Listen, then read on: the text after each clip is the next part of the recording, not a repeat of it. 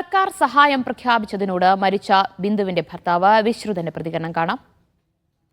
ഇന്നലെ ഓപ്പറേഷൻ കഴിഞ്ഞ് എല്ലാവർക്കും അറിയാമല്ലോ, 4 മണിക്ക് കഴിഞ്ഞ് ഐസിയുല. എനിക്ക് പോലും കാണാൻ പറ്റുന്നില്ല. ഞാൻ അതിൻ്റെ ആരോഗ്യത്തിലുള്ള കാര്യങ്ങളിൽ പ്രാർത്ഥിച്ചുകൊണ്ടിരിക്കുന്ന ഒരു വ്യക്തിയാണ്.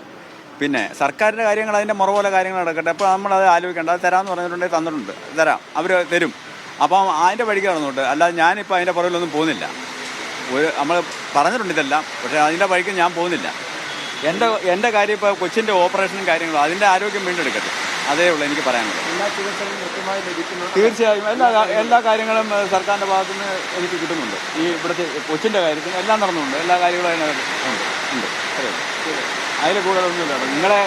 നിങ്ങളുടെ അടുത്ത് വരണമെന്നോ പറയണമെന്നൊക്കെ എനിക്ക് ആഗ്രഹമുള്ള കാര്യമില്ല. നിങ്ങളാണ് ആദ്യം തൊട്ട് വന്നത്. ഓക്കെ, എല്ലാ കാര്യങ്ങളും തന്നെ എല്ലാം ഉണ്ട് അതിനകത്ത്. ഇപ്പോൾ സർക്കാരിൽ നിന്ന് എല്ലാ സഹായവും കിട്ടുന്നുണ്ട് എന്നാണ് മരിച്ച ബിന്ദുവിന്റെ ഭർത്താവ് വിശ്രുതന്റെ പ്രതികരണം. മകളുടെ ആരോഗ്യനില വീണ്ടെടുക്കുക എന്നതിനാണ് ഇപ്പോൾ പ്രഥമ പരിഗണന എന്നുകൂടി അദ്ദേഹം പറയുകയാണ്.